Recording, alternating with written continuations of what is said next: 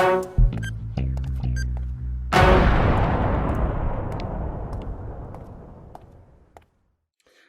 and welcome to another edition of SpyHards podcast, where your hosts go deep undercover into the world of spy movies to decipher which films make the knock list. But remember, this information is strictly for your ears only. I'm Agent Scott. And I'm Cam the Provocateur, sipping from a microphone martini. I'll have a touch of sherry myself. It's delectably audible. Delectably? That's right. Well, I won't. I'll trust you on that one.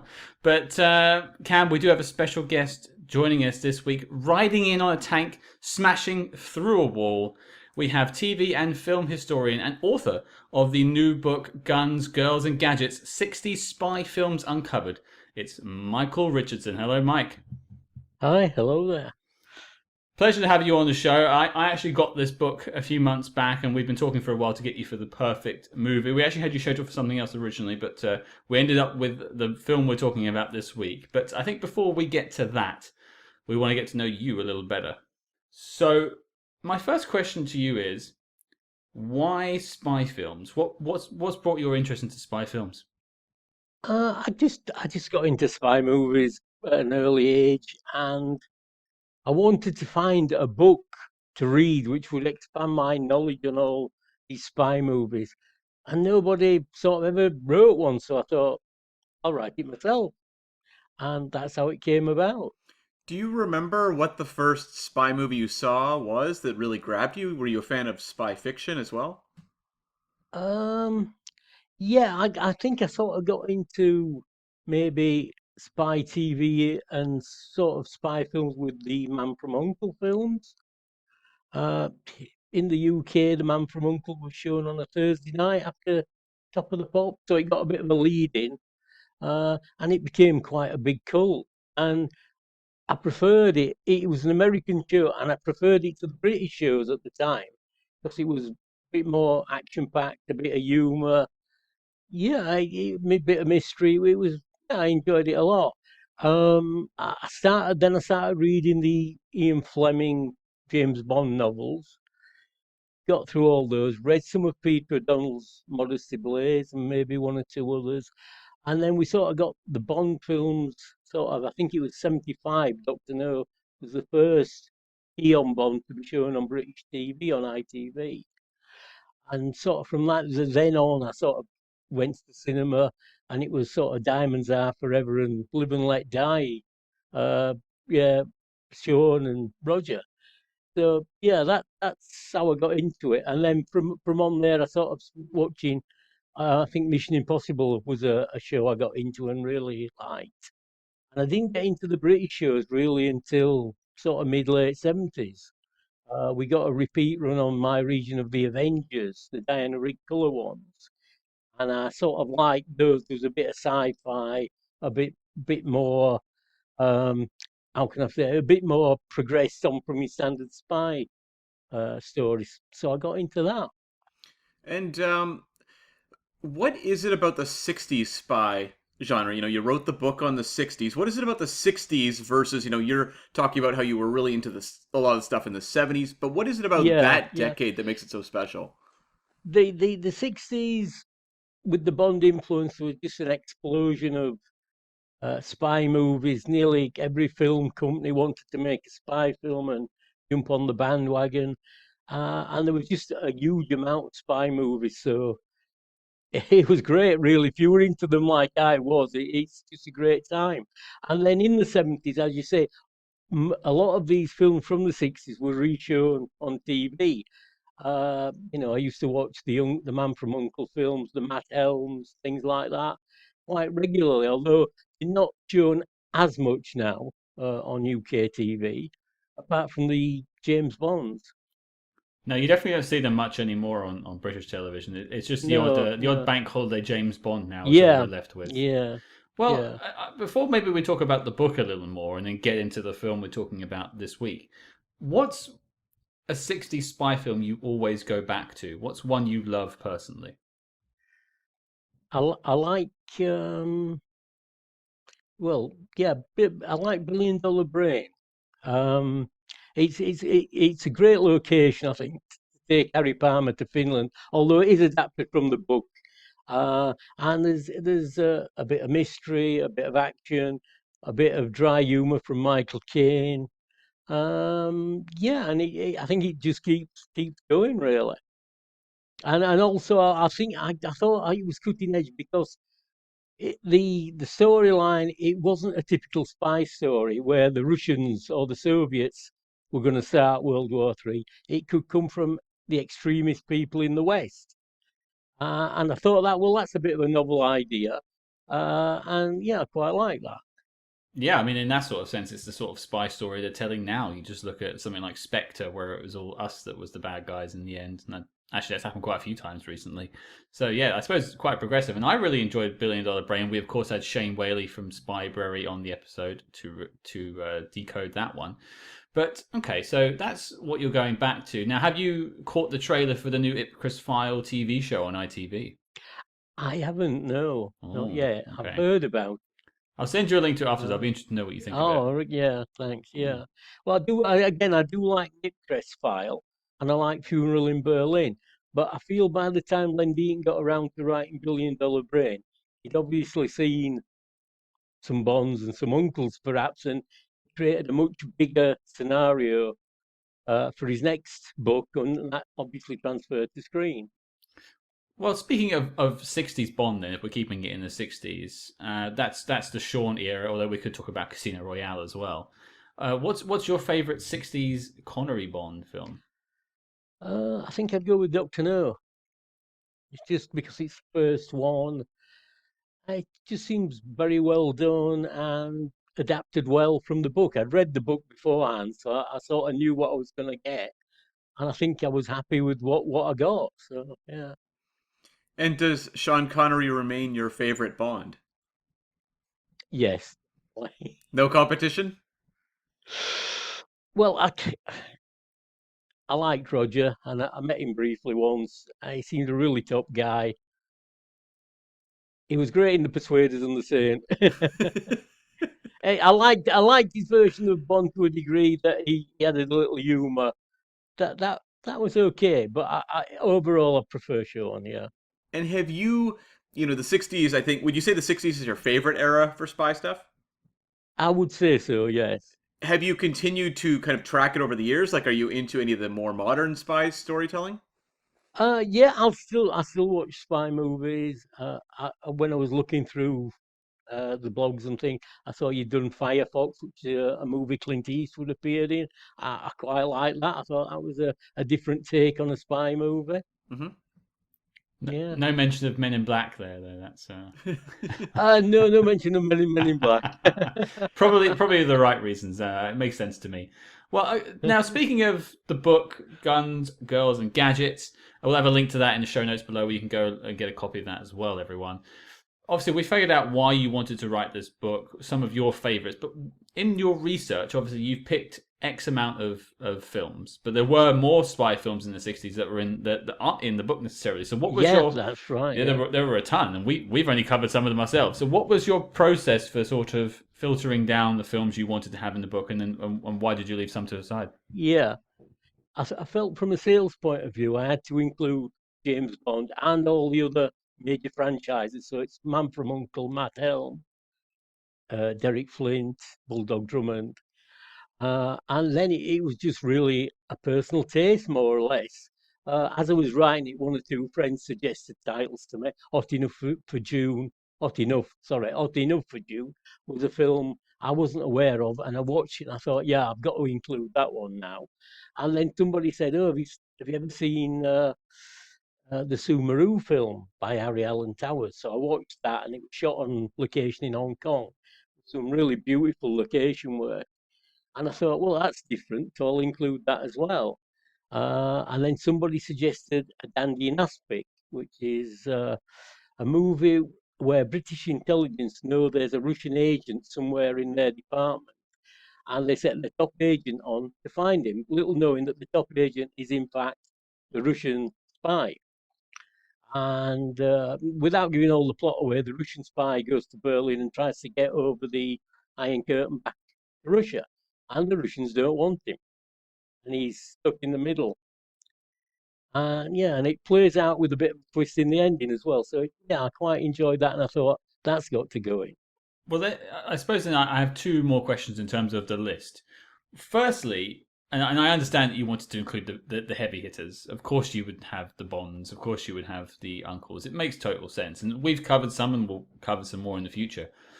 What's one film when you were putting together the list that you hadn't seen that actually now has risen up your ranks of favourite films? One that surprised you, maybe? I think it would be a Dandy in aspect. So it's novel scenario, and it pushed the boundaries, I feel, a little bit. And I would also mention a film called Otley, which is like a comedy spy movie. And again, it pushes the boundaries in that direction. Yeah. Well, there's a car chase. The guy's actually having his driving test, and it ends up a car chase. And it's humorous because the driving examiner fails him because he drives really badly. But then he drives so dangerously that he passes him and says, "Please let me out of the car," you know. And the chase ends on a building site, and the vehicle drops into some earthworks. So it's quite amusing. I could already see the scene in my head. And to be fair, my driving test was not particularly exciting. So I kind of wish it had ended up that way. Yours was like Ronin. Yes, mine was just like Ronin, racing through the streets of Europe in a Citroen CV2. I've seen the car chasing Ronin. It's quite impressive. It's a good car chase. It is very good. It's a very good car chase. My last question then, in terms of the book, is what's one film that now the book is out, you're like, I should have put that in. It's just like it's annoying you now. Oh yeah, the one everybody says to me that I've missed is Fathom with Raquel Welch. Yeah. Should have had that. I sort of consider it a bit of a crime movie, and they're saying, "Oh no, it's an espionage film. You've got it all wrong. You should have included it." I would love to cover Fathom on the podcast, but right now it is just so hard to attain. It's like really only available through buying a DVD. So hopefully it pops up on a streaming network somewhere, and when it does, we will cover that one immediately. I'd never heard of it, but you both seem smitten with it, I have to say. Yeah. There's some location filming in Spain, near Costa Brava, I believe, and it's within sight of filming locations for Operation Kid Brother, the Italian Bond movie without Bond, but with Sean Connery's brother Neil. So maybe that's just an interesting fact. Yeah, well, I would recommend. I've got the copy of the book now, and I would definitely recommend people pick it up if you love your 60s spies. But I think we need to talk about this week's film, Cam. Can you break the suspense? Can you tell us what we're talking about? Yes, we are talking about 1965's The Liquidator, starring Rod Taylor. Now, I hadn't heard of this film until I picked up the book and was reading through it and trying to find a film to talk with Mike about. Now, we originally had another film planned, but I know, Mike, you're a bit passionate about this one. So maybe before you talk about what you like about it now, just what is your sort of original connection? Did you see it a long time ago? What sort of brought you to The Liquidator? Yes, I've seen it before, but then again, when I was writing the book, I watched every film as research, and I watched it again, and it made quite a big impression. Again, it's a mixture of action, mystery, quite a bit of humour. Rod Taylor's, I think, was quite good at doing this light sort of thriller approach. Um, and having looked a bit into the actual book that John Gardner wrote, his character Boise Oaks, he described him as an anti-James Bond insofar as he was an anti-hero. He was a bit of a coward, and he didn't do brave things at all unless it was absolutely forced on him.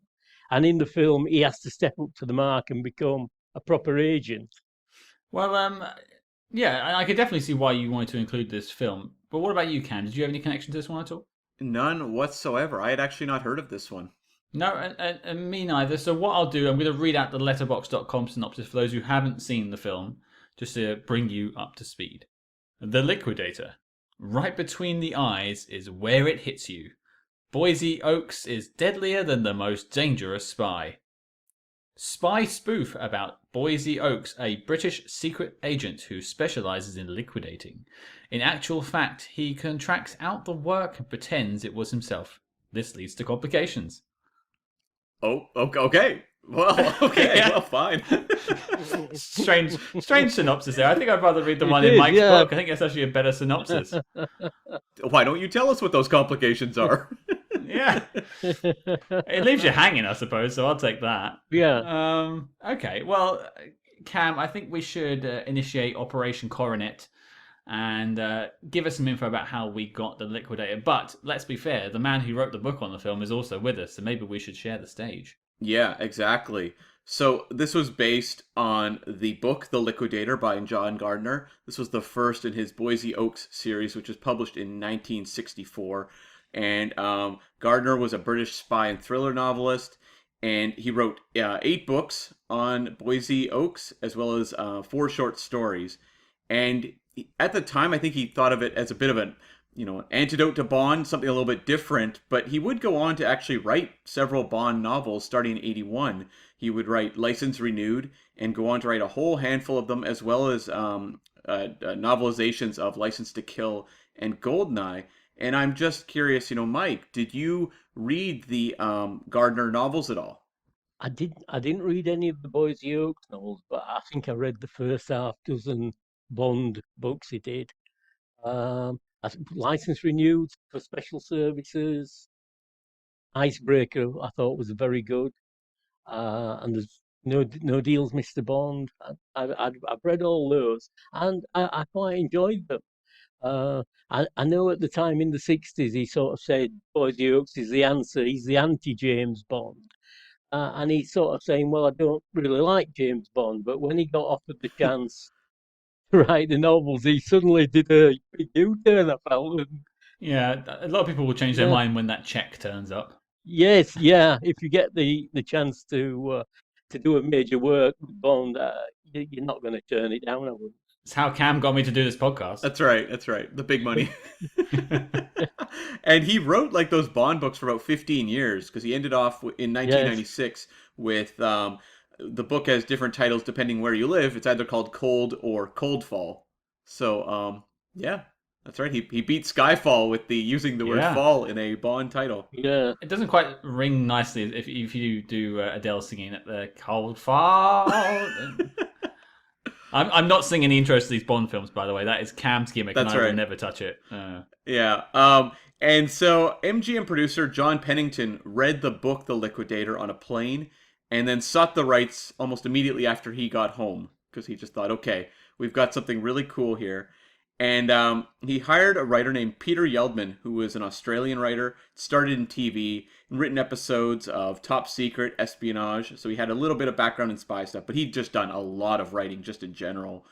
And he had actually also written a 1964 spy film called Code 7, Victim 5, which was his first major film credit. Before that, it was all TV. And that film starred Lex Barker. I'm not familiar with that. Mike, have you heard of Code 7, Victim 5? I haven't, no. It's not a movie I've seen at all. Yeah. I'm aware of Peter Yeldman and that he was Australian, and then he wrote in the UK and then went back to live in Australia. Mm-hmm. I think he might have done an episode of Danger Man. Yeah, like I looked at his filmography. He didn't do a whole heck of a lot after that people, I think, really remember or is held in high regard. The one thing that did pop out was the 1972 adaptation of Call of the Wild starring Charlton Heston, which has a bit of prestige around it. Yeah. And so, then they brought in director Jack Cardiff, who was mostly known as a cinematographer. He'd done movies like Black Narcissus with Powell and Pressburger, as well as Hitchcock's Under Capricorn. He did The African Queen, and he did later on movies like Conan the Destroyer and Rambo 2. So he had a long career as a cinematographer, and he'd gotten started in documentaries, but he did in 1958 move into directing, and he did a movie called Intent to Kill, which was sort of a thriller. And then in 1960, he did a movie called Sons and Lovers, which was a coming-of-age film set in like a British coal mining town. And it was nominated for quite a few Oscars, including a Best Director, a Best Picture. I coincidentally, without any really knowledge of this episode, watched this movie, Sons and Lovers, about maybe 3 weeks ago. No way. Yeah, it was just total fluke. It was when I went to sit down to watch The Liquidator, I was like, oh, I actually watched one of this guy's movies like 3 weeks ago.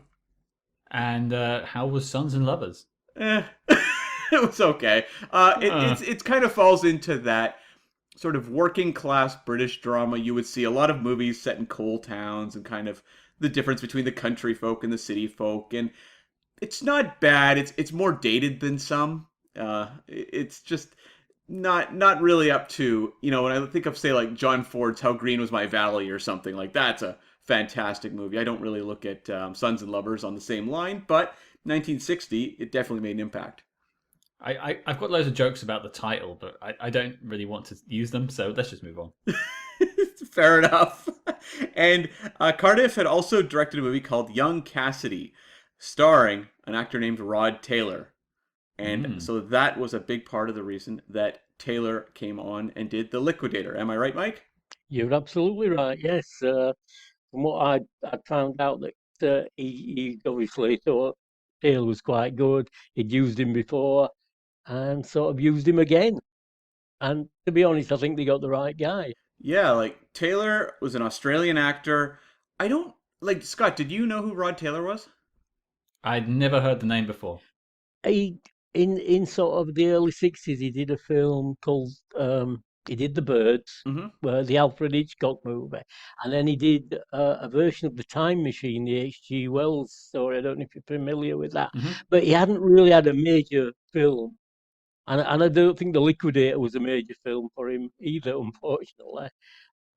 And he sort of carried on doing movies, but I don't think he was a major movie actor, to be honest. No, yeah, The Time Machine was the one that really got him across as a leading man. It was a bit of a Yeah, surprise yeah. hit. The other really notable thing he did was a role that I don't really hear people mention much, but he was the voice of Pongo in 101 Dalmatians, the Disney film. Oh, right. Yes, I believe. Yeah, Yeah, so yeah, that's like one of the big iconic Disney films. yeah. The big thing I do remember is he turned down the chance to screen test for James Bond for Doctor No, and every time Cubby Broccoli saw him after that, it reminded him of the fact. And Taylor would say, "It's the worst decision I ever made." Oh my lord! Can you're never living that down. You're never living that down. No, I have a quote from Rod Taylor about that. He said, "Every time a new Bond picture became a smash hit, I tore out my hair." I have the same problem. And you weren't even going to screen test. No. Apparently the issue was, yeah, like he really didn't see Bond as a viable motion picture franchise. no, he didn't. He No, refused to no. screen test, and he said it felt a little too TV. So he's in that club with the guy who got rid of the Beatles and George Lazenby. But I suppose at least George Lazenby did it once. Yeah. I mean, I guess the thing is, though, it's all fun in retrospect to look back on, but at the time, you had a couple of kind of outsiders coming to you with this thing saying, we want to make a spy franchise based on these novels of cult popularity. I don't like necessarily fault an actor being like, I don't know that I want to attach myself to this. I won't fault him because he's an artist and he was, he followed his vision for what he wanted to do. That's entirely fine. But I'm sure there are many times late at night where he went, "Gah, I wish I was in Doctor No." It's one of those kick me later things. It's like, I mean, you could talk about 60s Bonds. Sean Connery turned down The Matrix and Lord of the Rings, right? Like, wait, was Sean Connery going to be Neo? Obviously. Yeah, they wanted him for Morpheus, and they wanted him for Gandalf for Lord of the Rings. For Morpheus? Yeah. Gandalf, I guess I could see, but Morpheus seems... I don't know. I want someone younger. I thought, yeah. They were like playing around with casting on The Matrix quite a bit, because they looked at Will Smith as well for Neo, and also I think they looked at maybe Val Kilmer for Morpheus as well. I'm glad we ended up with who we ended up with. Yeah, things worked out just fine. Yes, yeah. Sean Connery was fine. Yeah. Did things work out for Rod Taylor? Well, that's a question for another day. Find out at the end of the episode when we get to the knock list. Yeah, and we should note also that Rod Taylor's final screen credit was actually in *Inglourious Bastards*, playing Winston Churchill, so we'll talk about his final work later on down the road. Now, the casting of Jill St. John was a bit interesting, and actually, Michael, you wrote about that in your book. Did you just want to talk about Jill St. John? Yeah, I think the initial name was Dorothy Provine was connected, and I think she's very good in the Uncle film. One of our spies is missing, but as with all these things, different people are considered, and then the entertainment press pick up on it and publish it, and then the following week, I think Angie Dickinson's name was involved before it became Jill St. John. Oh, I thought was very, fair enough. She was okay, yeah. And of course, there's a Bond connection to Diamonds Are Forever there. Yeah, yeah, yeah. I thought she was okay. I thought she was. I didn't think the part was written that greatly, but she did okay with what there was there. And this is also the period where she's showing up on like the Batman TV show, so she was very much a name. Yes, yeah, yeah, yeah. That's true. What Yeah. was she in Batman? She was like one of the villains, assistants. Oh, assistants. Yeah, they would always have your main villain, so you'd have the Penguin or the Riddler or Joker, and they would always have usually a female accomplice with them, and Jill St. John filled that role. I think she was under contract to MGM at the time, so presumably she couldn't get out of it even if she wanted to. Yeah. Like Sandra Dee in A Man Could Get Killed, she didn't want to do the film, but Universal insisted because it was in a contract, so she was forced to do it. Although she was apparently very miserable during filming. Now, as I said earlier, this is a 1965 film, but things were a little mucky there. And the movie was actually released in 1966. Michael, could you maybe fill us in on why that was? Yeah, there was this really strange situation where the uh, producer, John Pennington, he was the one who bought the rights for the film rights from John Gardner. And I think what usually happens when this occurs, the film company then buy the rights from the producer. And I would imagine that happens before production started. However, it didn't happen on this occasion. And although MGM did make an offer, Mr. Pennington turned it down. And when the filming ended, things got a bit nasty, and he said, I want the master of the film or I'm going to take legal action. They wouldn't give him the master of the film, and legal action ensued in the UK and the USA. And this went on for about 9 months. Eventually, uh, a settlement was reached, and we don't know what the details were, but the Liquidator finally got released. Unfortunately, by this time, there were more spy films in the marketplace. And I think the Liquidator could have probably done a lot better had it been released 9 months previously. Very strange situation indeed. I've never known this happen in the film industry at all previously. Yeah, and it's like you look at that spy boom coming out of especially Goldfinger in '64. It's like you want this movie to open quickly after that, and just that delay Yes, probably did it no favors. yeah. Oh, as you said, and by the time it came out, Columbia had got Matt Helm movies, 20th Century Fox had got Derek Flint. So there was much more competition in the marketplace, I feel, and that's probably why it didn't do as well as they thought it would. Yeah, and yet Harry Palmer out there as well. Yes, yeah. So the movie, I couldn't find a budget for it. I don't know if you're familiar with any budget numbers. No, I've not come across any budget numbers on that one. Um, Yeah. no, I'm sorry. I've been through Variety, I've been through the Hollywood Reporter, and here in the UK, I've been through Kinney Weekly and the Daily Cinema, and couldn't find any budgets. Where I found budgets, I've included them in the book. The Bond films, they usually give you a budget, and the Matt Helms do.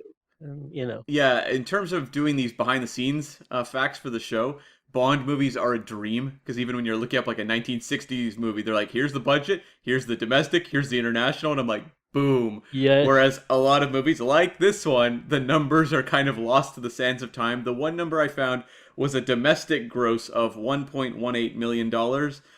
It seemed to be linked to a Variety article, so I'll take that, I guess. That's all I got. Yeah. Just for the audience listening at home, is 1.8 million okay? 1.18. Oh, No. No, it's not great. No. No, I wouldn't. I would think it needs to be doing quite a bit more than that. Yeah. So, the top three for this year where number one was The Bible in the Beginning. I've seen it. My favorite book. I've seen it. It's slow. Number two was Hawaii, the Julie Andrews, Max von Sydow movie we've referenced a couple times on the show. I feel like I need to watch this movie. It's one of those like 3 hour epics that no one really remembers. You just got to be on the watch out for Jim McClane. Yeah, of course, of course. Thank you, Scott. Nice callback. He could surf in at any moment. That's right. And number three was Who's Afraid of Virginia Woolf, which won many Oscars that year. And as we said, like this movie didn't perform particularly well, but there were kind of plans to make sequels, correct? There was plans for one sequel based on the third book in the series called Amber 9.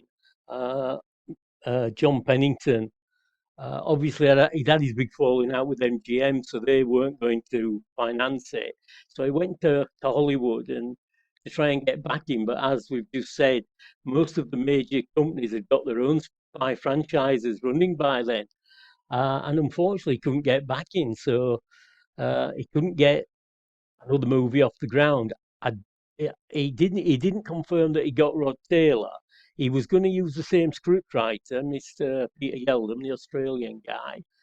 But unfortunately, no. Even though it was a boom time for 60 spy movies, I just wonder if all the problems he'd had with MGM had just poisoned everything, and other companies thought, well, we don't want to get involved with this producer. Yeah, and also if there's so much competing spy stuff and you've got kind of the property that's very conflicted and coming off a box office underperformer, not the most exciting. Yeah. Yeah. So it was designed to be the first of a franchise, but unfortunately, it didn't go any further. Yeah. And, Rod Taylor would go on to make another spy film called Glass Bottom Boat, which we will hopefully tackle on the podcast in the future. And it came out also in 1966. Okay, gents, shut up that bloody band and put away your multicolored tits, because it's time to talk about The Liquidator. I've been saving that one all day. I'm very proud. It was like smoke coming off the pen when you were writing that one down. It was so good. Smooth. Well, Mike, you're our guest. You go first. What do you think about The Liquidator in 2022? I think it stands up pretty well as a light thriller. A light thriller spy story. I like the situation where Boise Oaks is given all the benefits, the endless account, the high-rise apartment, the E-type Jaguar, the girls, and he's then told, guess what, you're the department's assassin. And he sort of thinks, I haven't got the bottle to do this. So he subs it to a private sector assassin played by comedy actor Eric Sykes, who was extremely good in his limited role in the film. And he meets up with Mr. Sykes in various places and hands him an envelope, which is basically who he has to bump off and his payment. So there's a lady in the department who they think is a double agent, and she goes on to the underground. And as she stood at the edge of the platform as the train's pulling in, Mr. Sykes brushes past and knocks her off the platform. Although you don't see anything untoward. It's 1960s, but it's played a bit humorously, and it works pretty well. And of course, then you go off to the south of France and do quite a lot of location filming in Nice and Monte Carlo and the roads above Monte Carlo, and you get the bit with the Oldsmobile where Mr. Taylor's on the bonnet, hanging on by the windscreen surround. And all accounts are that he did the stunt himself, and it looks as if he did the stunt himself. And it does. I have some information where it says as he was doing it, it started to drizzle and rain on him, which made it even more dangerous. So from that point of view, I've got big respect for Mr. Taylor for doing that. I think it stands up pretty well as a small, humorous spy story. And he does come across as an anti-James Bond. He's not a big macho man, although, as I said previously, he comes to the notice of a group of Russian agents in Monte Carlo who want to know why he's there, and they kidnap him. And he has to step up to the mark and be a true agent. Yeah, so yeah, quite enjoyable. Okay. The only negative thing I can put is I'll save what's the that. Save lady's the name? negative. Yeah, Save it. We'll need fair that. enough. Yeah, We'll need yeah, that. We'll fair need enough. that. Uh, Cam. Okay, fair enough. Cam. What about you? Has it melted your icy heart? I said, no, my heart is forever icy, so nothing can ever melt it. Mm. That's a foregone conclusion. I, no, I thought this one was a really fun, just encapsulation of the '60s tone atmosphere, and like in terms of plotting, I found it somewhat confusing at parts. I won't lie. It's one of those like carry you kind of by the seat of your pants. You have to figure it out. And I'm not 100% sure it all works together in terms of plotting, but what it is more so is just sort of a celebration of a vibe and atmosphere that was going on at the time. And so, like, it's interesting.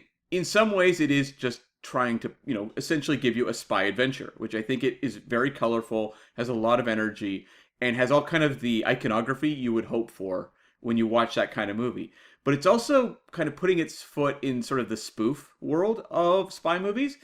And it's always interesting, not just with like this example, when you go back and look at films that were trying to spoof a genre very early into that genre's popularity, how it feels like they don't quite have the perspective to exactly lay out what is so absurd or ridiculous about the genre. Like, they have some really funny moments in here, and I'm sure we'll talk about some of the really amusing moments in the movie, but like, it doesn't feel like it's as focused as a spoof as you might get maybe 10 years later when they tried to make a spy spoof or something. Or by the time you're doing Austin Powers, they know what's the absurdities, what's the tropes, what's all the cliches that we can make fun of. Whereas you see here, it's a little more like scattershot, where it's like they find fun little ways to work in jokes, but they don't quite know the genre 100% yet because it's not fully evolved.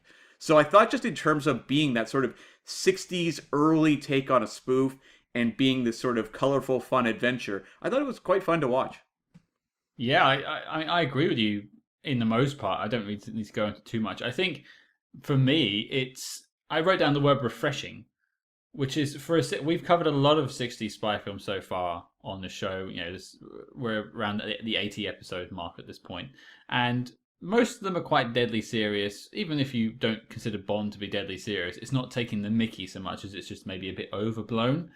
It brushes on spoof. It has some funny parts. It has that whole Lothario 60s spy thing going on. But I like this whole concept that he doesn't actually want to be a spy. Yes. He hates the idea of killing people. He finds it a bit icky. He actually stumbles upon becoming a spy because he slips over in some rubbish and actually accidentally shoots some people, which is a hilarious setup. And I actually thought originally I was watching the wrong film because it starts in black and white. And I thought, hang on, this film's in color. And it was only until I saw Rod Taylor's head pop out of the tank that I was like, oh, okay, right, this is going somewhere. And then we're immediately introduced to Trevor Howard peeing in the streets. Great setup. It's fun stuff. My problem with this film, apart from, I think, what Cam says, where it's maybe not fish nor fowl, it's not quite figured out exactly how it wants to go, and maybe because the genre hasn't quite evolved at that point, I think also it loses a lot of itself in the second half of the film. When it gets to the Côte d'Azur, when it's bumbling around France, some of the vistas are gorgeous, and I love seeing the shots of Monte Carlo and everything in there, and all the hills. Looks great. But the fun stuff in the film for me is at the start, when he's avoiding work, and You could relate. Yeah, totally. And he's just shagging women in his bachelor pad, and that's funny. And, him just trying to avoid stuff and driving around, bombing around, SW3 in London. But then he actually has to become a spy and step up to the mark. And I just feel like the energy goes out of the film at that point. I think, like, I know exactly what you mean, because I kind of felt it as well. But the one thing was, like, I think it finds its legs again in the climax where you have him in the plane. I feel like that's where suddenly the spark of inspiration goes off again, and they're like, what if we made planes incredibly easy to land? Yeah. So the point is, like, press 2 buttons and the whole thing's done, and it's this high stakes, dramatic scene of this actor trying to, talk his way through this landing, and it's like, it's so simple. Like, it could not be easier. I thought that was actually genius. I genuinely want to know where that technology was in Airplane, the movie. They struggled to land that airplane for 2 hours, and apparently our man Boise Oaks can do it in 10 minutes. Yeah. Did anyone else get vibes of Leslie Nielsen in The Naked Gun with Rod Taylor's performance at times here? Well, it's interesting you mention that because I wrote down Airplane a lot of times just because they actually copied a joke. Well, actually, Airplane copied a joke from this probably where he says because when Boise's on the plane and the what turns out to be the Russian spy turns to him and says first time, he goes, no, it happens every time, and that's actually in Airplane, which made me kind of giggle. But yeah, I could definitely see what you mean about the whole Naked Gun of it Yeah. all. He feels like he's sort of bumbling his way through the adventure. Also, very Condor Man. Yeah. Uh-oh. And you have like scenes where like he talked about, his partner died. It's like, oh, he fell off a ladder on his head. Like that felt like a Leslie Nielsen kind of line that he would nail. And in some ways, like Rod Taylor's performance feels like a early take on that sort of thing where you'd cast something of a character actor known for kind of being serious and just give them absurd lines and play them really straight. Like Yeah. I think that's where he's having a lot of fun. Yeah, I think that is where the magic of the film lay, and I definitely enjoyed my watch. I don't that criticism wasn't to say I didn't enjoy it. I think, as I said, it was refreshing. I think it flew by, if you pardon the flying pun, and I think Rod Taylor was great. I think Jill St. John was great, and I think Trevor Howard. So the three leads all brought a lot to the film. Mm. I think maybe the problem falls to the script somewhere, or just to how it was shot, the pacing perhaps. But before we sort of go into things we didn't like, let's talk about things that we did like. So, Michael, from you, what's something you did like about the film? Rod Taylor's performance, I think, is, as you've said, sort of a light humoured in a dangerous situation. Yeah, I thought it was like, and I did enjoy the location filming in the south of France. Yeah, I thought they'd spent money on it. I did feel they'd done that. You could definitely see, like with Rod Taylor's performance, like they'd say it's like really hard to play stupid on screen. Like it's really hard to come across as kind of a dimwit. And I think he does a genius job. I make it look easy, people, but I was lining that up. I know I can see the look on your face. But no, like I think he does a fantastic job where it's like he just always has this like blankness in his eyes that like you watch Rod Taylor in like The Birds, like he's really good in that movie. Like he's not someone who carries this mode into everything he does. It's like a very specific performance, and it's fun to watch because we've covered, like 80 spy films or something like this, at this point, and I've never really seen a performance like this in one of these movies. Like it felt different, which one of my worries when we started doing some of these 60s spy films, being so familiar with Bond, was that they were all just going to feel like clones of Bond movies, often done on a cheaper budget or with less creativity. And that hasn't been the case. They've all felt very unique and weird in their own ways. And like everything going on here with Rod Taylor's performance and the way they position the character is very unique and weird. Yeah, and you look at something like Derek Flint. We mentioned the Flint films earlier. That's another spin on the spy genre, but it's not so much a spoof. It's more just James Bond turned up to 11 and Americanized. Yeah. Whereas this Yeah. is a spoof. Yeah. Oh, yeah. And they did Americanize the character, I believe, of Boise because I think They did, yeah. Rod Taylor insisted on an American accent, right? Yeah, well, in the book he's British, but Rod Taylor said, well, America's the largest market for this sort of film, and I'll play him as American. This movie, we're talking about it kind of being both this comedy as well as sort of an entry in the spy genre. What is the tone of the book? I've not actually read any of the Boise Oak books. I've just read John Garner's, some of his early Bond books. I have to imagine the comedy's in there because if the character's Yeah. setup is that he doesn't want to be a yeah, spy, yeah. and yet he is one, Yeah. and he's a liquidator, then I that's built for comedy. Yeah. Yeah, like I read the plot synopsis of the book, and it's like really similar, like really quite similar. Mm. Yeah. So it's a very close adaptation. Yeah, a lot of, as you said, Cam, this book came out in '64. The film was shot for '65, came out in '66. I mean, I don't think they had time to create a whole new character. I wouldn't be surprised if they just more or less copied scene for scene out of the book and just added some dialogue in to flesh things out. When you watch the movie, does it surprise you, just going off of the character and the way he's depicted in this movie, that there would be a whole series built around this character?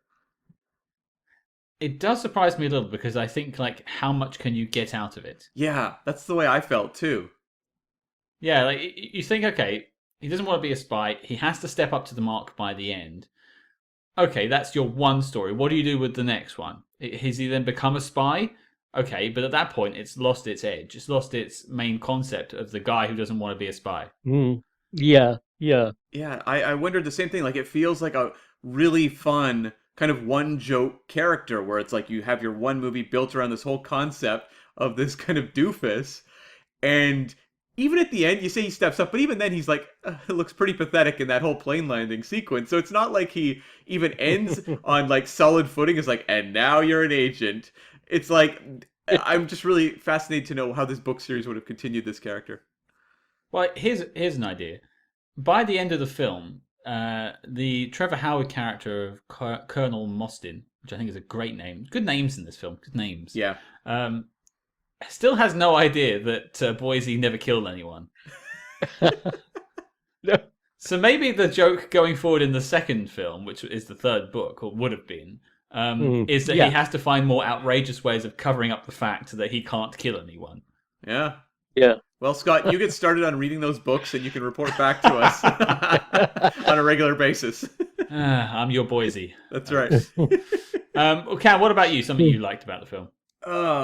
There's quite a few things, but let's just talk about some of the supporting cast. I'm going to lump them together because it's like, I loved a lot of them. And I thought that like Trevor Howard as sort of your M figure in this film was so much fun. I thought he was hilarious. A lot of his like just quips back and forth, calling him old son throughout the movie made me laugh. Like, it could have been, people could have looked at that character as like, well, there's your kind of riff on M. That's kind of flat, whatever, who cares? Whereas, like, I thought Trevor Howard had a genuinely inspired comic creation here, and this is a character I would happily watch as the boss in several movies. I'd like to see him paired up with some other spies around the time. I'd love to see Harry Palmer brushing up against this guy. Yeah. Just to see the comedy sparks. Yes. So, Michael, what did you think of Trevor Howard? Yeah, I thought it was great. You've got like two totally different characters in Mostyn and Boise Oaks, and when you put them together, just the differences make the humour. And yeah, that's how I saw that one. And then he's sort of warning him off. You don't have any dealings with my secretary. And of course, the first thing he goes and does is try and pick her up. So yeah. Yeah, that felt like a more blown up version of the Bond and Moneypenny relationship, like basically hinging your movie on that. Just yet another Bond connection for this film there. But I actually got vibes of, I'm going back to the Flint series again, but Derek Flint and Lee J. Cobb's character, because there was not like a hatred there, but there was a disdain for it, and he didn't really like the concept of having to have a liquidator. And so he just sort of kept him at arm's length for most of the film. Yes, and yeah. unlike Lee J. Cobb, he wasn't like high-fiving the Liquidator at the end, whereas Lee J. Cobb was the biggest fan of Derek Flint by the end of Our Man Flint. Yeah. Yeah, he's a total fanboy by the end. And I should note also, Trevor Howard was in Jack Cardiff's Sons and Lovers. He played like a drunken, abusive father in that. So real like pivot for that actor. Trevor Howard was a fantastic, versatile actor. But yeah. He's got some other spy credits as well, I believe. Yeah, he does. And the other actor, I mean, Michael touched on him earlier, but Eric Sykes as the other assassin, like the real assassin that is basically having his gigs farmed out to him, I thought was amazing. And all the comedic ways that this character, Griffin, knocked off these assets that need to be liquidated, just consistently funny, like pushing the guy out the window who has the flower pots, the beakers, and like stereotypical chemistry setup that like in all movies it's always these like very complex series of tubes and beakers in different colors going all over the place. I thought all that stuff was really, really funny. They could have done more with that, and I would watch a whole spin-off movie about Griffin, the amoral assassin. So what was the disease he had that said that the Liquidator had because of his stomach pain? Oh, I can't. Yeah. Oh, yeah. Yeah. It's fine, but and to add to what Cam said, I loved the ways he offed people, but I also loved the way that Boise was slipping the messages over. So they were like riding Yes, yeah, horses that through was Hyde good. Park Yeah. and like just Yeah. slipping it into his hat. This is where this film worked, is in this comedy moments. I Yeah. think this is where like I was sitting there going, oh, this is something new. I like this. And then I had problems later, but I love this stuff. Walking the dogs. Yeah. Yeah. I mean, I have a dog. I often slip messages to people, but they just look at me weirdly. And also, Jill St. John, we talked about her, but she has just so much energy here. I just wanted maybe some critiques, though. How was the British accent? Who had a British accent? Jill St. John. Yeah. Jill St. John. On the scale meter, how does this one measure up? I've heard worse. Didn't really notice it that much. No, like I didn't pay attention to her accent. Now I'm Yeah, thinking about it, so maybe it was passable to the fact that I didn't even really pay attention. I actually didn't even know off the top of my head that she was American. Now I think about it, she is, but I didn't really suss it whilst I was watching. So I guess she was passable. Wow. You see, that's so interesting, because to me, I was like, oh, this is a real thin British accent. But the fact that you two are actually saying it's pretty good shows that I continue to have no ear for accents. Whoa! I will defend what me and Mike said. We said we didn't notice. That does not mean it's very good. No, but if you don't notice, it means that it's not offensive. It's not like jumping out as awkward. True. We're used to having jokes sort of put our way, so we're just not easily offended. I think. Sure. Stiff upper lip and all that. Yeah. But yeah, just, kind of to sum up my positives, like I really thought the whole supporting cast really lent well to the vibe. Like everyone feels like they're all making the same movie, which, sometimes isn't the case. Yeah, I would agree. Jill St. John is fun, and she kind of gets to play two characters in the film. Yeah. She's like the love interest at the start, and then she's like the mad evil villain at the end. And I have issues with the villain story in this film, but she gets to just camp it up for a scene, which is fun. And David Tomlinson, I should add also, I thought was so much fun as a villain. Quadrant there, who shows up later in the movie. Like, for me, Tomlinson, I grew up seeing him in all these Disney movies. Mary Poppins, The Love Bug, all that sort of stuff. So, like, that's all I ever knew him for. And to see him here playing this kind of ruthless, villain was just a ton of fun and felt like a real change of pace for me in terms of seeing him on screen. It's funny you should mention Mary Poppins when we're talking about bad English accents. Hello, Mary. That was actually more convincing than Dick Van Dyke, so well done. Thank you. Yeah, I agree. I think the cast is great, and even the name Quadrant. I've said the names before, but terrific name. Yeah, terrific name. The only other one, I can't find him on the list of characters on the main page of IMDb, but the chap who plays the sort of leader that leads whatever section he's working for the Secret Service, that's like Colonel Mostyn's boss. Right.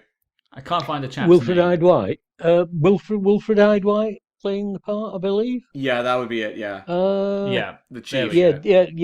Yeah. Just credited as chief. Oh, I passed it. You're list. right. The chief. Sorry. I thought he was for the one scene he was in. He ate the scenery in that scene. I remember watching it both times and just laughing my head off.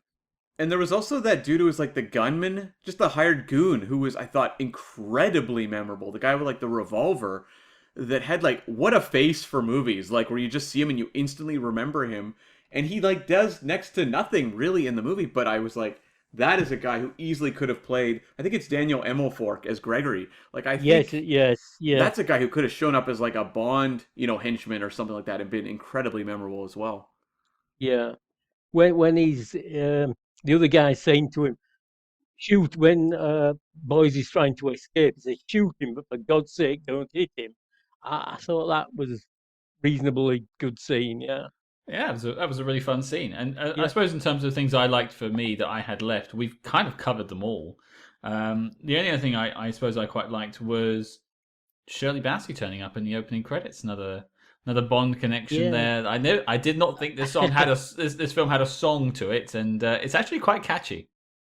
It's like a big Goldfinger type power ballad. And it's in that style. Yeah, it's a full-on Goldfinger rip, and also the opening credits were done by the same chap who did Casino Royale, I believe, a year or so later. Yes, a couple of years later, and it does look like the Casino Royale credits. And although I do say that tuxedo that he's wearing looks like a tooth walking around on screen. Yeah. Did anyone catch that? That was weird. The animated credits, and I'm always a fan of animated credits, having grown up on the Pink Panther films, but like Yeah, they were a bit of a confusing visual to look at.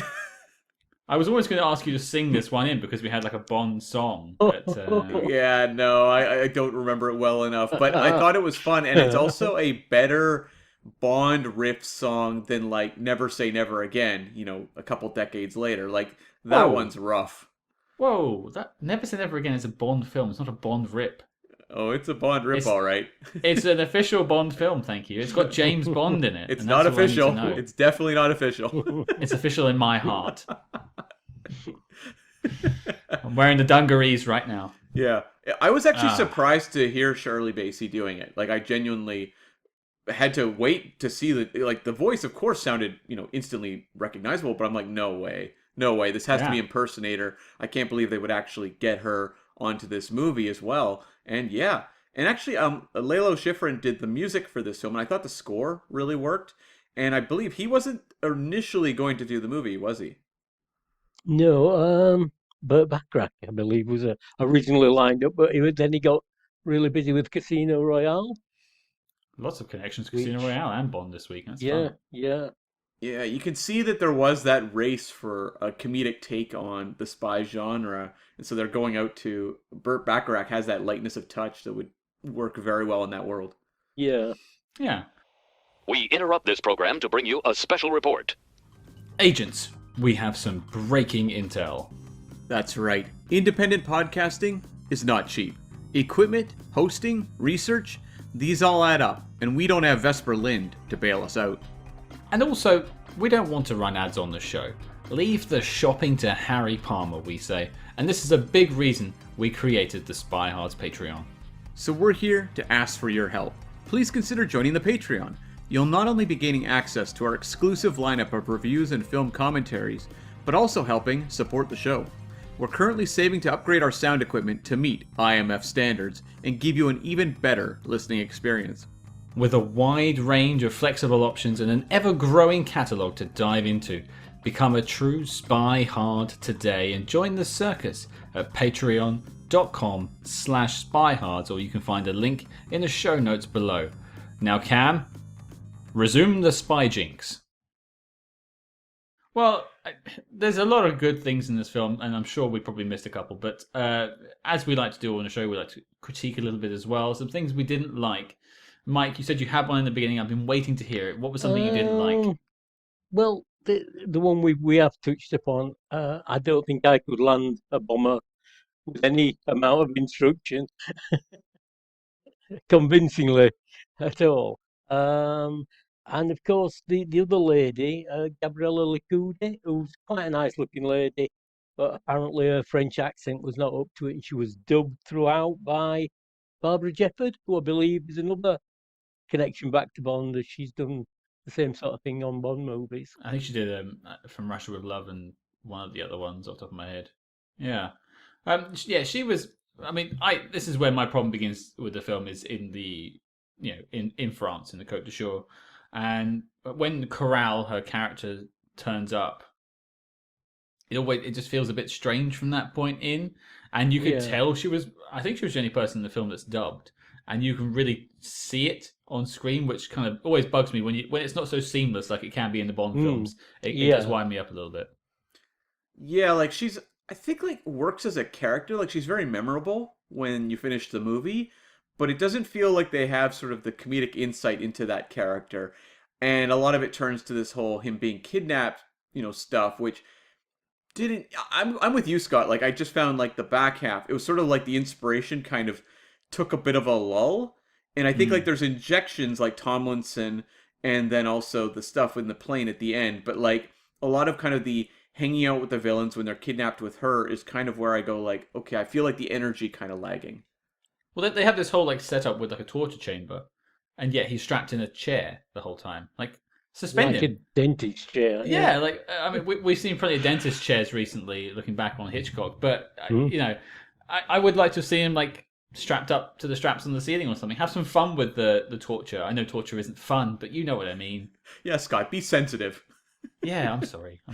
Well, you'd think like, we're following a movie like Goldfinger, right? Just by a couple of years, and you have, Bond strapped to the gold with the laser beam. Like, you're kind of surprised they wouldn't go for something a little creative, like get a little bit crazy with him tied to this chair. Like, what could these villains do that could be, amusing on screen?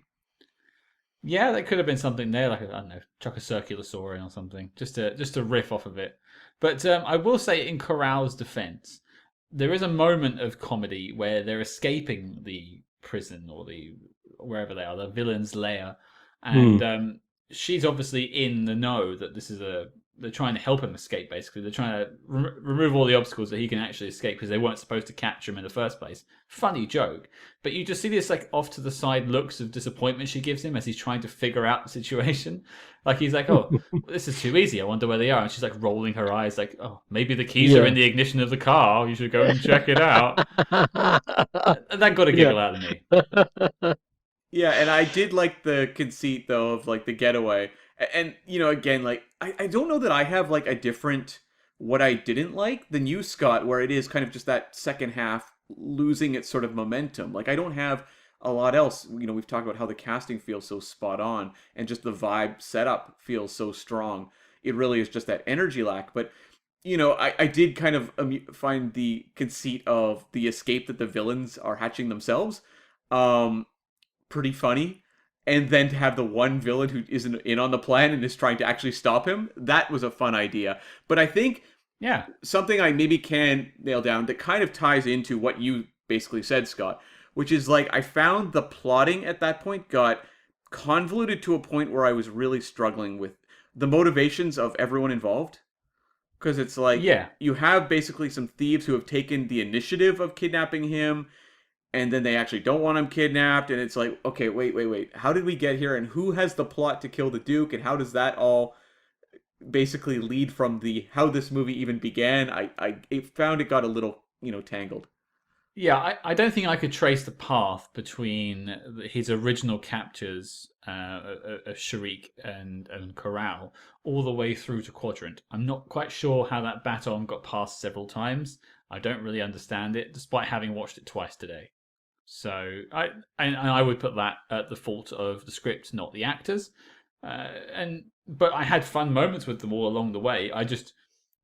Your head starts to spin a little bit when you're trying to connect the dots in an hour and 45-minute film. Yeah, did you have any problem with that, Mike?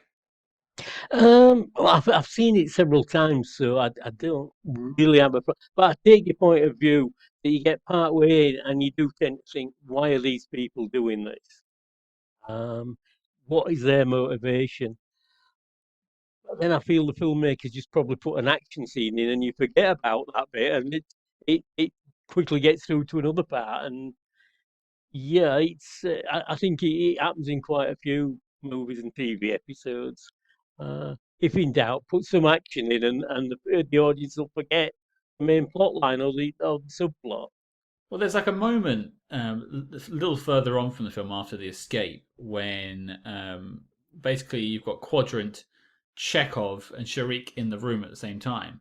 And Quadrant, one of the villains, the main villain, I suppose, apart from Jill St. John, as it turns out, says, "Oh, you're meeting your replacement," and then Chekhov kills Sharik. But you never see Chekhov or Sharik again. So you wonder why they bothered to do any of that in the first place, apart from to have a murder. Yeah. True enough. Yeah.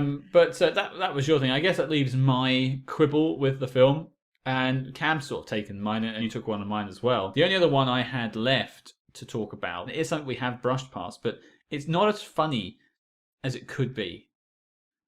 And so when we were watching this for the podcast, I reached out on Twitter to some people, the Spy Network on Twitter, and a couple of people chimed in with their thoughts on the film.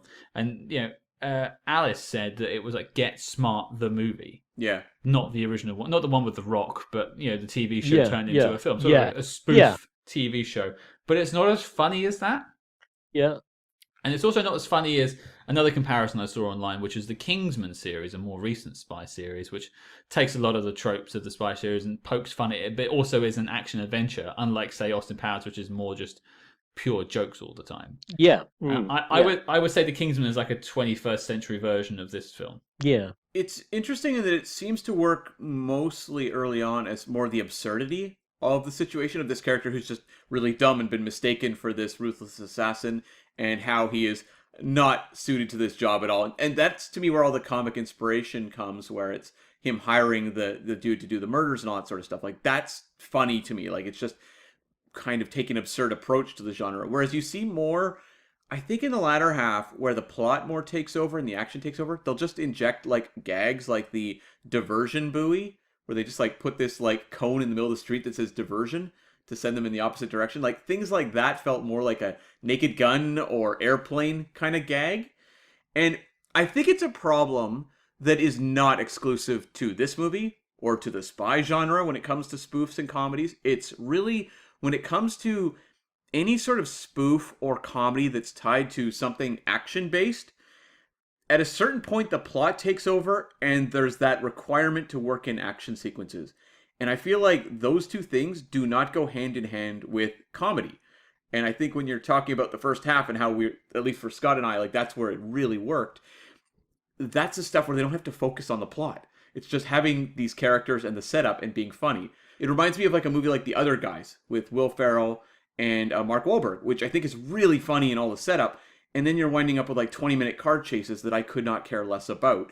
And I think that's kind of the case here, not to maybe that jarring a degree, but it's like when the action and the plot kicks in, you're kind of losing kind of the spark of the comedy early on. So it feels like they've got to inject these little signpost comedy moments, but they also have to resolve a plot, which doesn't really work well with comedy. And you look at, say, the ending sequence in the Vulcan aircraft, and you've got Colonel Mostyn driving Boise towards it, and all of a sudden he's just assumed the sort of military man spy persona. He's just shooting at a quadrant hanging out of the plane. He's not like fumbling to load the gun or something. You'd almost want a little bit of comedy in there.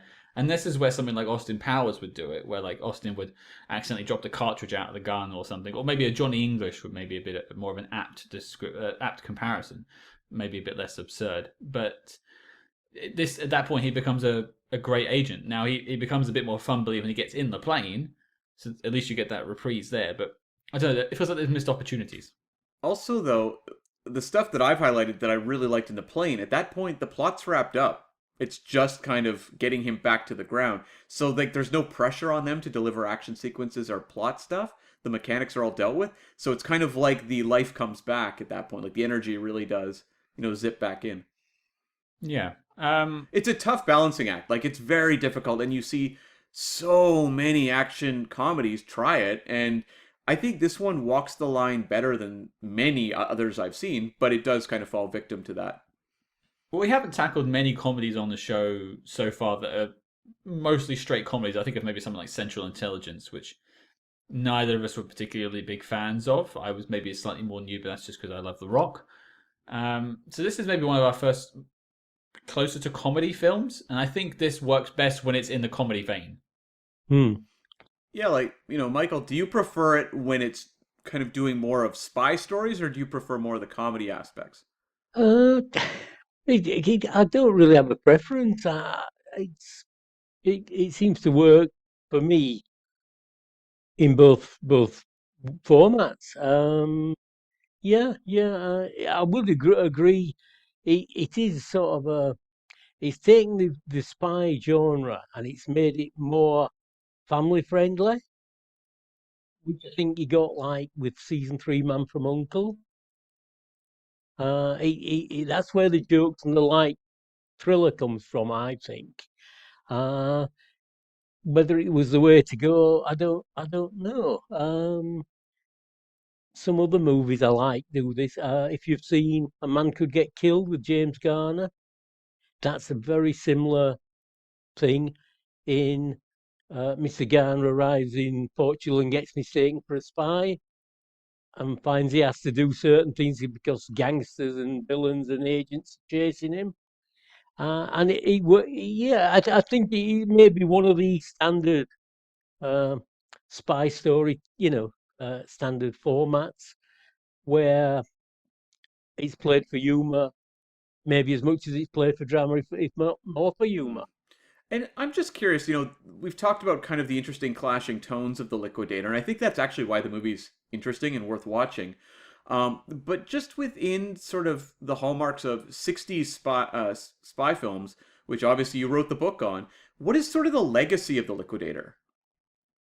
I think it's just a fun movie, basically, and a fun spy movie. So it's obviously not in the class of, as you've said, Goldfinger from Russia with Love. It's nowhere near the class of those movies. But as a humorous spy movie in the 60s, I would rate it one of the best. And I'd probably put it in my top 10 spy movies of the 60s. Interesting. And I just want to ask the question. We're going to tackle it relatively soon on the show. Are you a fan of the 67 Casino Royale? I am. I wrote a book on it. I don't know if you're aware. Yeah, It's yeah. called The Making Yeah. of Casino Royale. Yeah, I'm fascinated with the way it was put together. Sorry, I can't remember the director's name. There was a few of them. Yeah, there was five, and two second unit directors. I know John Huston was one. Yeah, no, not John Hewson. He was the guy he was British, but he lived in Florida. So according to IMDb, there are 3 credited directors. We Right. have Val Guest. It was Val Guest, yeah. Val Guest lived in Florida some years ago, quite some years ago, and I somehow managed to get his fax number, so I sent him some faxes and we exchanged a lot. And then he said, I'm back in London for Christmas. Give me a call and we'll talk Casino Royale. So I did.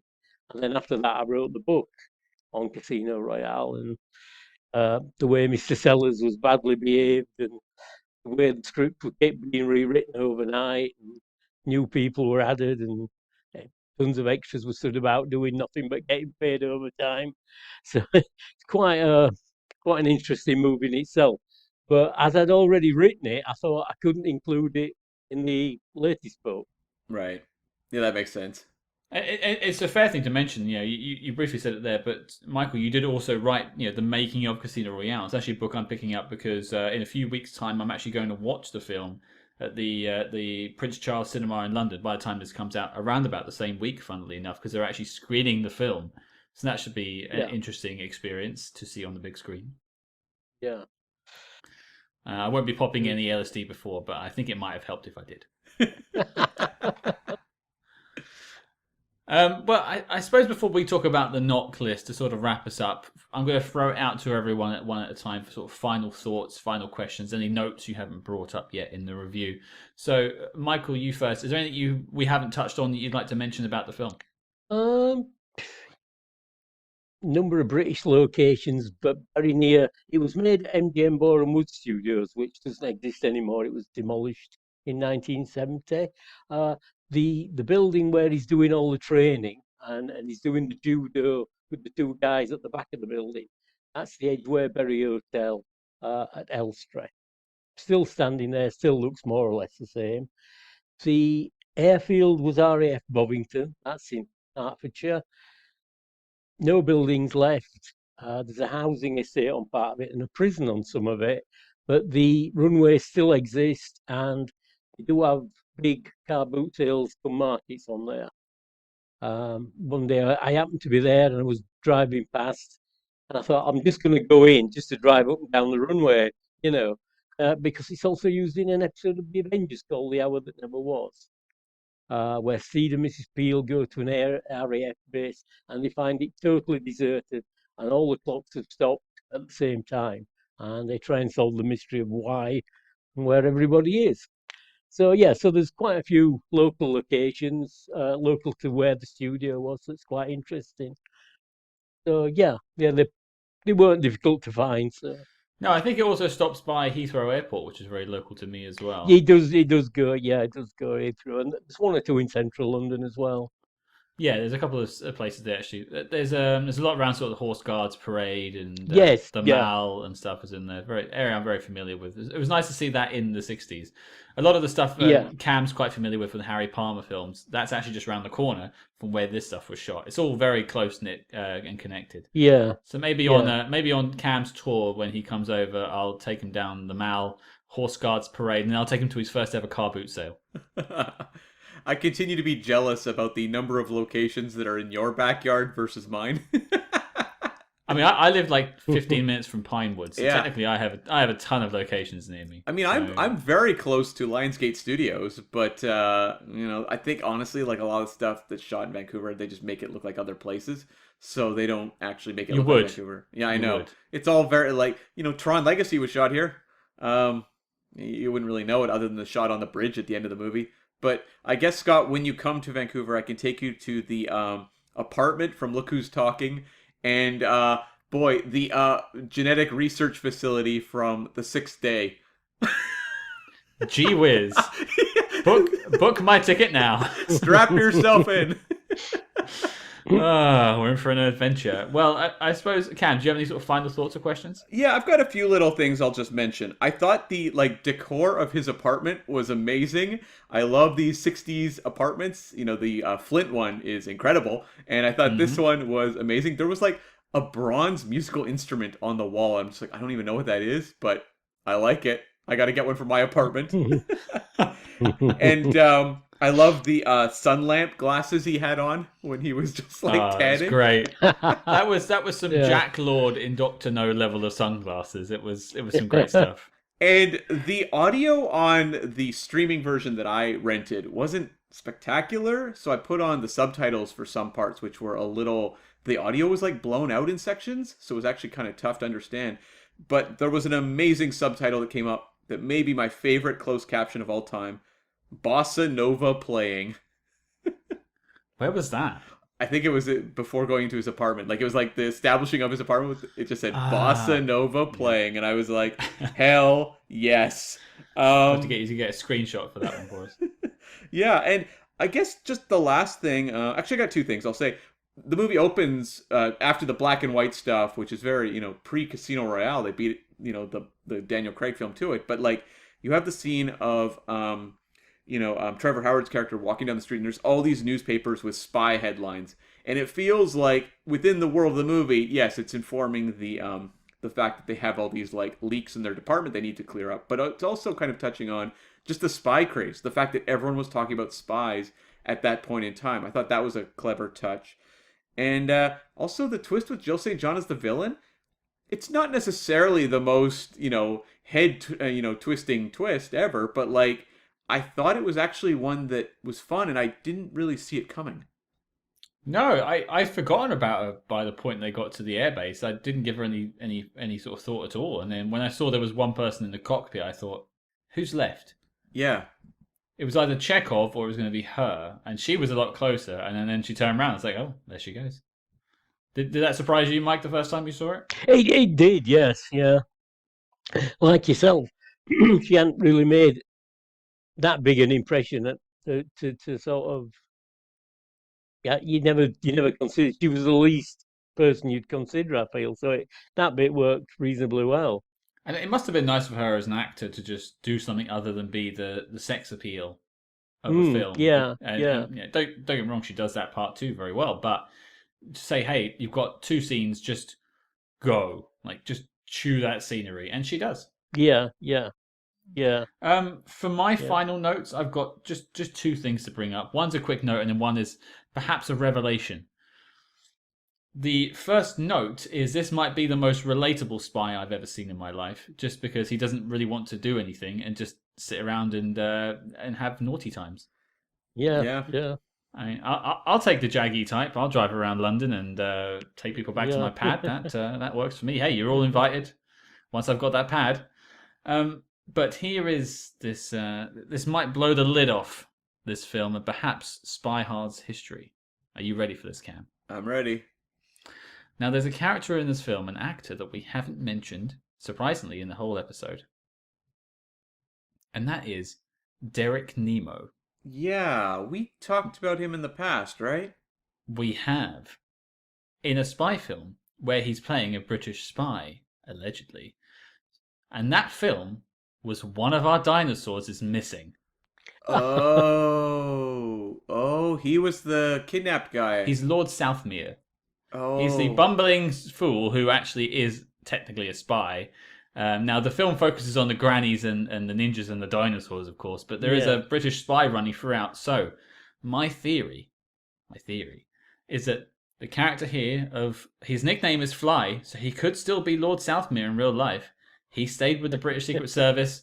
Another 10 years rolled by, and he's off flying around the world stealing recipes for wonton soup. Wow, I never would have matched the face. Like, he's not an actor I'm particularly familiar with. So His IMDb doesn't have a photo. It's the know. weirdest thing. But he's been in a lot of films. I know, it's crazy. Like, he's just someone who he's one of those character actors that pops up and you never really match him, which in some ways probably impedes your ability to become a star, but also means you'll work forever because you're something of a chameleon. Yeah, I just want to see the universe where Boise Oaks takes on some people that steal dinosaurs. Because I think that would be fun. I think he would end up on the dinosaur at some point. Yeah. Pulling a Fred Flintstone? Yes. Okay. Yabba dabba doo. There we go. Well, there you go. That's a weird spy connection. I'm glad you all enjoyed it. And a lot of people like to keep a tab of how many times we reference one of our dinosaurs is missing, so there's another tick in that column for you. Right. Not quite as many as the house on 92nd Street, and there's another tick. Well, I think that brings us to a close on the review, but the question remains. Is the Liquidator making the knock list? Now, can we have a guest? Please explain the rules to Mike before he has his vote. Yes, the knock list is the need to see official classics of the SpyHards podcast. That's our tortured acronym. It's brutal. I'll take credit for that, and I'm embarrassed to mention this to a writer. But ultimately, we, after discussing a movie every week, we debate whether it belongs in sort of the pantheon of the all-time must-see spy movies, the ones that you would give that list to someone who's interested in the genre and say, here's the list, you should watch these movies. That's sort of what's on there. So movies like Goldfinger made the list, North by Northwest, 3 Days of the Condor. God, Scott, any jump to mind for you? GoldenEye, Hannah, something more recent. Born Supremacy. Born Supremacy did, yeah. So there's a wide range going back to 39 Steps. Also made it go quite far back. So we're quite like a go on. A very notable one. Our Man Flint made the list. Oh right, yeah. Yes, of course, as well. Flint was like an outlier. It took a lot of debate to get him on, but I'm glad that we did. So the question goes to you, Mike. You're the guest. You go first. Yeah. Is The Liquidator making the list of the best spy movies ever made? For me, yes. Okay.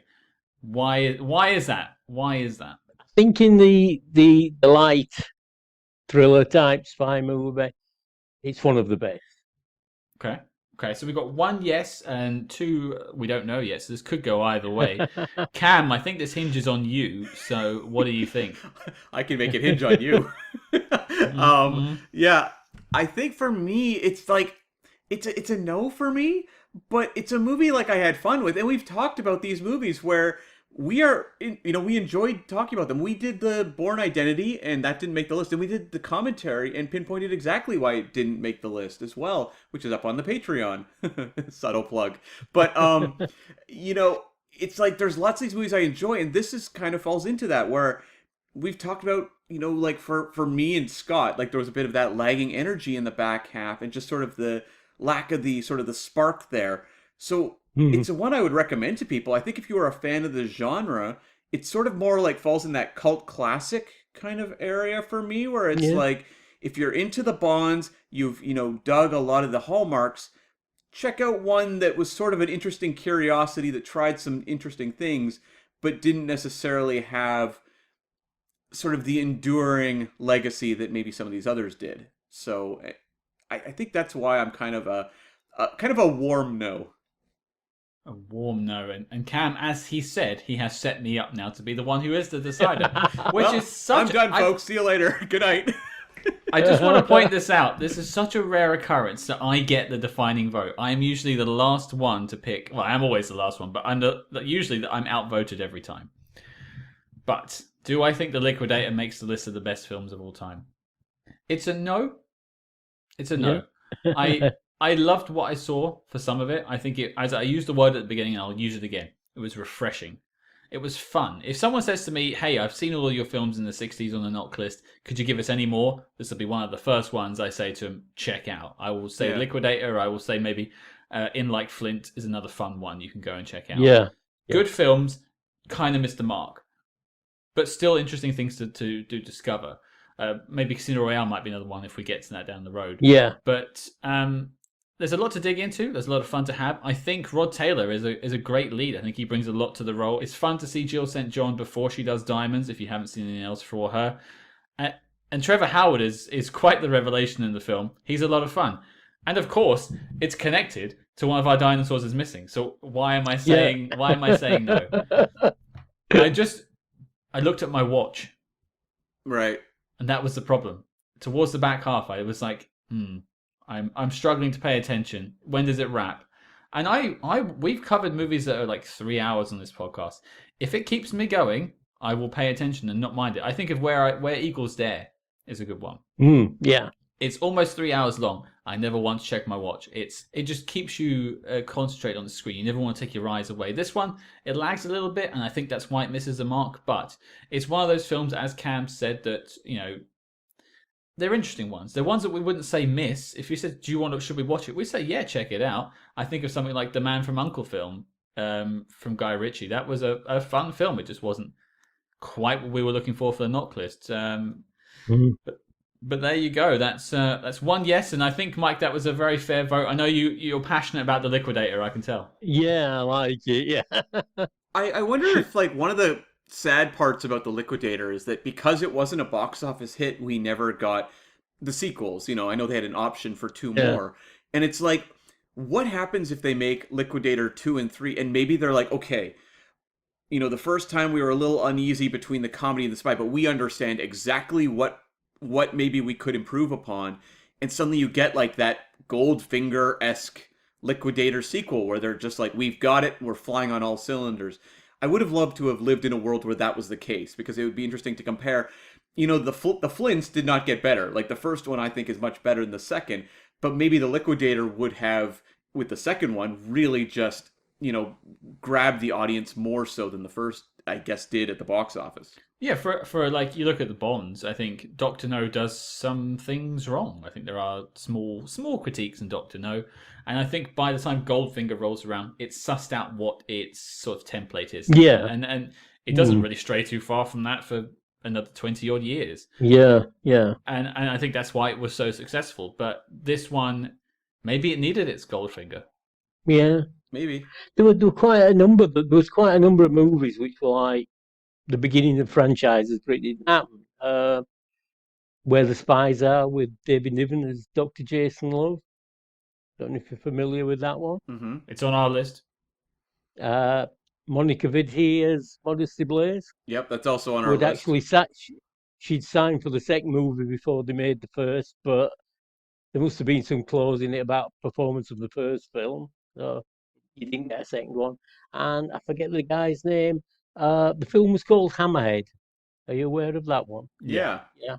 That was supposed to be the first. Again, they're all based on novels, and there was going to have plenty of original material to draw from, I think. Yeah, I think, as Cam said, it is maybe a bit of a shame, but I'm glad I've watched it. I'm glad I've added it to our list of films we checked out, and it's certainly not going to be one we would say stay away from. I think if you listen to this episode and you haven't seen the film and you fancy it, check it out. It's available to stream. You can rent it right now. I think it's a fun watch. But unfortunately, despite Michael's protestations and his pleas, his cries for the Liquidator to make the knock list, it hasn't quite made it. 1 yes, 2 no's, and as such, the Liquidator is not making the knock list, and the file on the film is closed and marked as classified. But, Michael, I want to thank you for taking the time. I know we've been talking about it for a while to get you on the show. I'm so glad I picked up a copy of your book. I love it, and we will be referencing it in future episodes when we cover the films that you've mentioned in the book. But, just tell the guys at home a little something about the book, what you tried to do with it, and where we can find it. Yeah, well, I just tried to make it as detailed as possible. So, as well as having casting decisions that didn't get used, pre-production, filming locations, production information, at the end it's got UK release dates, merchandising, 7-inch vinyl singles, original dates and numbers, and any paperback spin-offs, and soundtrack albums. So it's quite a large reference work. So yeah. So, well, just thank you for having me along, Scott, Cam. Thanks for an enjoyable time and talking about spy movies. It's been brilliant. Our pleasure. No, we'll definitely be having you back on the show, so look out for that email. But, I just want to say, the book is Guns, Girls and Gadgets, 60 Spy Films Uncovered. There'll be a link in the show notes below to find the book online. You can buy your copy now. And I would really recommend it. For any fan of 60 spy films, pick up a copy. So again, we want to thank Michael Richardson for joining us today, and I would definitely recommend you pick up a copy of the book. But, Cam, I'm glowing after that review, and frankly, I want to hear more. So what are we doing next week?